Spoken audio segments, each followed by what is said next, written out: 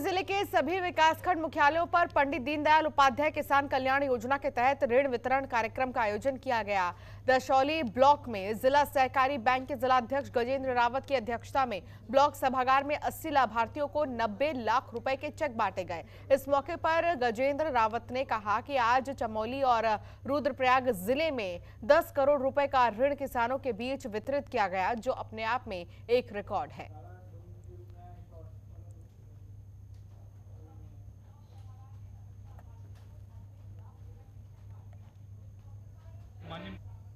त्रिवेंद्र सिंह रावत जी के नेतृत्व में आज पूरे उत्तराखंड प्रदेश में किसानों को 3 लाख तक के ऋणों को बिना ब्याज के देने का कार्यक्रम ऋण वितरण कार्यक्रम का शुभारंभ किया गया है, जिसमें सभी विकास खंडों में चमोली रुद्रप्रयाग के सभी विकास खंडों में हमारे विधायकगण दायित्वधारीगण उपलब्ध रहे, मौजूद रहे। चेक हमें 3 लाख का चेक लिया है मैंने ऋण के उसमें, तो इसमें सबसे बड़ी बात है कि जीरो बैलेंस का है, तो इसे हम अपने काम पे जो हमारा जिस मकसद से मैंने लिया है तो मैं उसमें पूरा वो करूँगी और 3 साल बाद मुझे ये वापस वो करना है।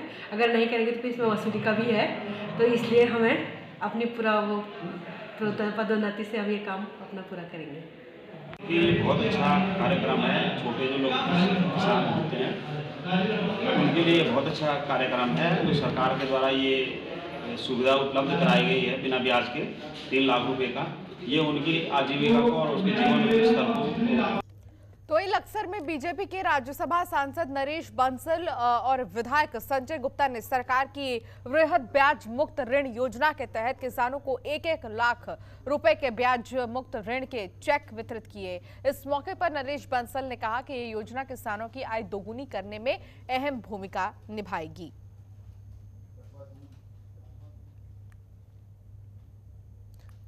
तो राज्यसभा सांसद ने चेक वितरित किए। इसके साथ ही उन्होंने किसानों को लेकर तमाम बड़ी बातें भी कही। भगवानपुर ब्लॉक परिसर में ज्वालापुर विधायक सुरेश राठौड़ ने किसानों को चेक देकर ब्याज मुक्त ऋण योजना की शुरुआत की। इस मौके पर सुरेश राठौड़ ने कहा कि किसानों के बेहतर भविष्य को देखते हुए और उनकी आय दोगुनी करने के लक्ष्य के साथ इस योजना की शुरुआत की गई है।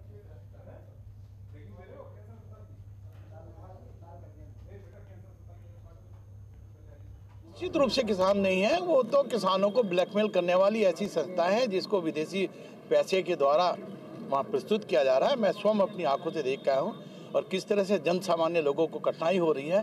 उनको चाहिए कि वो जाके समर्थन करें। कार्यक्रम हमारा विकासखंड भगवानपुर में किसानों को ऋण वितरण का हमारी सरकार के माध्यम से जो किया जा रहा है, पूरे प्रदेश में आज इसका शुभारंभ किया गया। आदरणीय त्रिवेंद्र रावत जी, आदरणीय हमारे सहकारिता मंत्री धन सिंह रावत जी के माध्यम से ये ऋण किसानों को बांटा जा रहा है।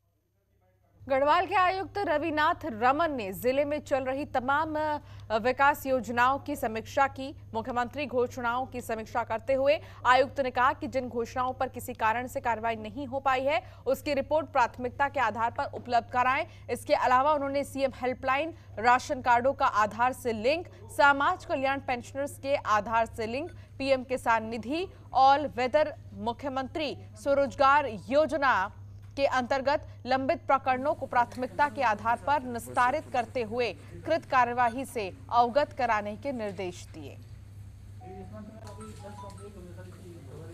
जिला योजना, राज्य योजना, केंद्र सेक्टर के जो स्कीम्स है और जो कुछ महत्वपूर्ण हमारे केंद्र सरकार के, राज्य सरकार के जो स्कीम्स हैं, जैसे पीएम किसान है, पीएम स्वनिधि है, मुख्यमंत्री स्वरोजगार योजना है, मुख्यमंत्री स्वरोजगार योजना है, इसी के साथ साथ 20 सूत्री कार्यक्रम है और हमारे और विभिन्न योजनाएं जो चल रही हैं, इनकी एक समीक्षा बैठक रखी गई है जनपद टेरी की। ये सभी जिलावार में समीक्षा बैठक कर रहा हूँ, क्योंकि कोविड की वजह से आप सब जानते हैं कि थोड़ा हमारा 5-6 महीने इस साल डिस्टर्ब रहा है, लेकिन अभी पिछले 2-3 महीने से अभी सब विभाग अभी अपना काम कर रहे हैं और मुख्य तौर पर क्योंकि अभी वित्तीय वर्ष समाप्ति पे है, तो इसमें जो व्यय की स्थिति है, हमारे जो प्रोग्राम्स हैं, स्कीम्स हैं, उनकी गुणवत्ता, इसके संबंध में मुख्य तौर पर समीक्षा की गई थी। और प्लस उसमें जो हमारे ज़िले हैं ये कोई नवाचारी और अच्छी इनोवेटिव जो भी काम कर रहे हैं, वर्क कर रहे हैं, तो इस संबंध में इसमें समीक्षा की गई थी। जनरली देखा जाए तो टेरी जनपद में जो स्थिति है वो ठीक है, कि जो 63 करोड़ का यहाँ पे जिला योजना है उसमें से लगभग 90% इसका व्यय हो चुका है। तो वहीं डीजीपी अशोक कुमार ने काशीपुर के रामलीला ग्राउंड के सभागार में जनता से संवाद किया। इस दौरान डीजीपी ने कहा कि सीपीयू ट्रैफिक पुलिस का काम सिर्फ चालान वसूलना नहीं है। डीजीपी ने सीपीयू और ट्रैफिक पुलिस को हिदायत देते हुए नगर क्षेत्र में हेलमेट का चालान करना बंद करने का आदेश दिया। डीजीपी अशोक कुमार ने साइबर क्राइम से भी लोगों को सतर्क रहने की अपील की है।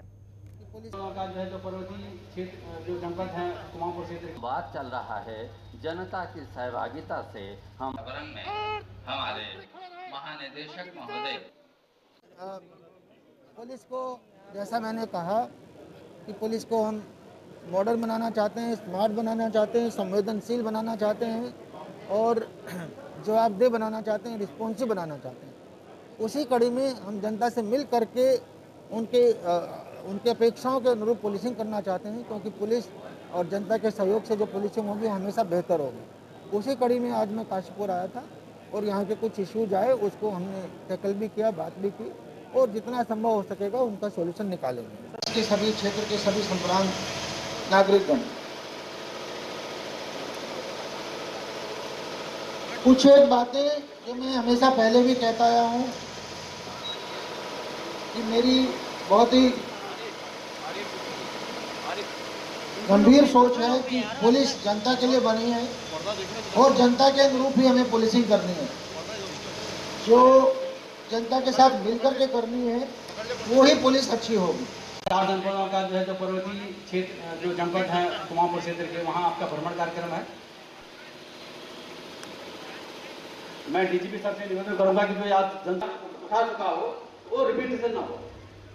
तो नेता प्रतिपक्ष इंदिरा हृदयेश ने प्रदेश और केंद्र सरकार पर निशाना साधा है। हल्द्वानी में प्रेस वार्ता करते हुए इंदिरा ने केंद्र और प्रदेश सरकार को हर मोर्चे पर विफल बताया। इंदिरा ने कहा कि सरकार धार्मिक आयोजनों को लेकर भी गंभीर नहीं है। इंदिरा ने स्वास्थ्य व्यवस्था पर सवाल उठाते हुए कहा कि आयुष्मान और गोल्डन कार्ड बनाए जा रहे हैं, लेकिन उसका लाभ लोगों को नहीं मिल रहा है। इस मौके पर नेता प्रतिपक्ष ने भरोसा दिलाया कि अगर 2022 में कांग्रेस की सरकार बनी तो महंगाई सहित सार्वजनिक वितरण प्रणाली से लेकर खाद्य वितरण व्यवस्थाओं को बेहतर किया जाएगा।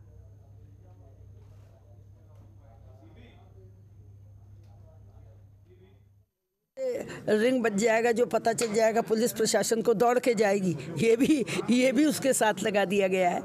देखिए, सही है कि कोरोना की वृद्धि ना हो, इस पर पुलिस प्रशासन, आम जनता सबको सतर्क रहना चाहिए, पर ऐसा लगता नहीं, क्योंकि हमारी धार्मिक आस्थाएं इतनी मजबूत हुई। हमारे बड़े बूढ़े लोग जिन्होंने कभी कुंभ नहीं गए, उन्हें लगता अपने जीवन के अंतिम समय में कुंभ स्नान अवश्य कर लें। तो इन सारी शर्तों को सरकार पूरा करा पाएगी, इसके लिए जन जागरण होना चाहिए। सामाजिक संस्थाओं को इसमें भागीदार बनाना चाहिए, पुलिस के डंडे से नहीं रुक। उत्तराखंड सरकार ने 8 फरवरी से स्कूल खोले जाने का ऐलान किया है। इस संबंध में उत्तराखंड सरकार ने गाइडलाइंस भी जारी कर दी है। स्कूलों में sanitiser, hand wash, thermal scanning और प्राथमिक उपचार की पूरी व्यवस्था करनी होगी। अगर किसी भी बच्चे को सर्दी, बुखार या खांसी होती है तो प्राथमिक उपचार के बाद घर वापस भेजना होगा। सभी को मास्क लगाकर ही स्कूल में एंट्री दी जाएगी। इसके अलावा सबसे महत्वपूर्ण बात यह है कि बच्चों को अभिभावकों की अनुमति के बाद ही स्कूल बुलाया जाएगा। स्कूल में छात्रों की उपस्थिति को लेकर लचीला रुख अपनाए जाने की सलाह भी दी गई है। साथ ही सरकार ने साफ कर दिया है कि स्कूल प्रबंधन किसी भी छात्र को स्कूल आने के लिए बाध्य नहीं कर सकता।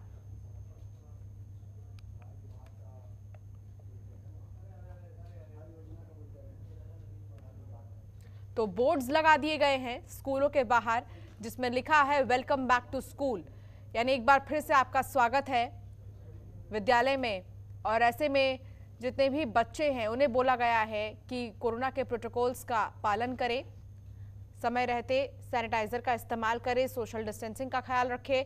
इतना ही नहीं, स्कूलों में एक छोटा सा केंद्र बनाया गया है जहां पर अगर किसी भी बच्चे की तबीयत बिगड़ती है तो फौरन उसे भर्ती किया जाएगा। भाजपा प्रदेश अध्यक्ष के सल्ट और दौरे को लेकर स्यालदे मंडल में तैयारियां तेज हो गई हैं। प्रदेश अध्यक्ष के स्वागत के लिए बूथ स्तर पर कार्यकर्ताओं को जिम्मेदारी सौंपी गई है। इस संबंध में स्यालदे मंडल के पदाधिकारियों ने देघाट में बैठक आयोजित कर कार्यक्रम की तैयारियों पर विस्तार से चर्चा की। इस दौरान सभी बूथ और शक्ति केंद्र स्तर के कार्यकर्ताओं को अलग अलग जिम्मेदारी सौंपी गई है।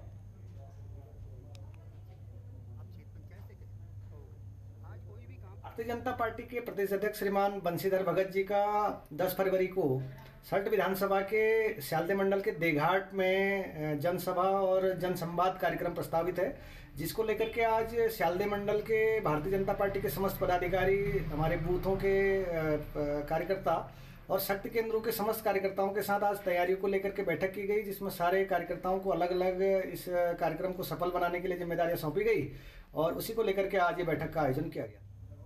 उत्तराखंड के पर्वतीय इलाकों में लंबे इंतजार के बाद मौसम ने करवट ली है। चौपता में बर्फ गिरने से पर्यटकों में खुशी की लहर है। बर्फ गिरने के बाद लोगों में चौपता पहुंचने की होड़ मच गई है।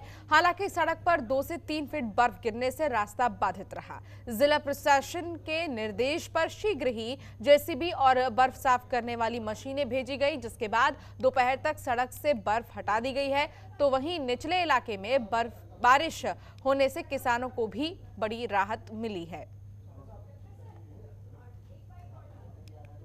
तो बर्फबारी से पर्यटकों के चेहरे खिल उठे हैं। निचले इलाकों में बारिश से किसानों को राहत भी मिली है। लोग तुंगनाथ चोपता घूमने आए हैं और बर्फ का आनंद ले रहे हैं। आज पहली बार इतनी बर्फबारी इस सीजन की हुई है तुंगनाथ चोपता में, और आप सब भी आइए, बहुत बर्फ पड़ी है, आप सब बर्फ का आनंद लें। मेरा आप सभी से निवेदन, आप सब भी आए और बर्फ।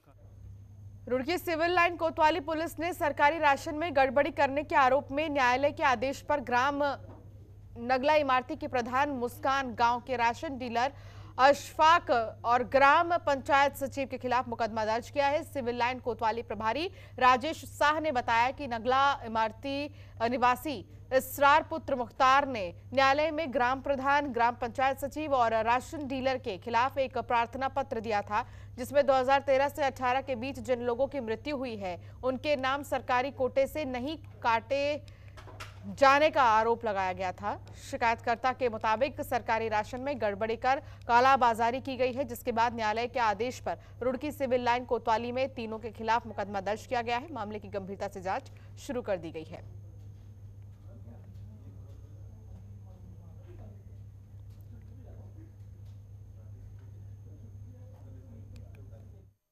प्रार्थना पत्र डाला गया था, जिसमें गांव के राशन डीलर अशफाक, ग्राम प्रधान मुस्कान और सचिव ग्राम पंचायत पर आरोप लगाया गया था कि 2013 से 2018 के बीच में जिन व्यक्तियों की मृत्यु हुई है उनके नाम इनके द्वारा एक आपराधिक षड्यंत्र के तहत नहीं काटे गए हैं, और जो राशन उन व्यक्तियों को नाम अलॉट हुआ था, जो सरकारी राशन था, उसका घोटाला हुआ है।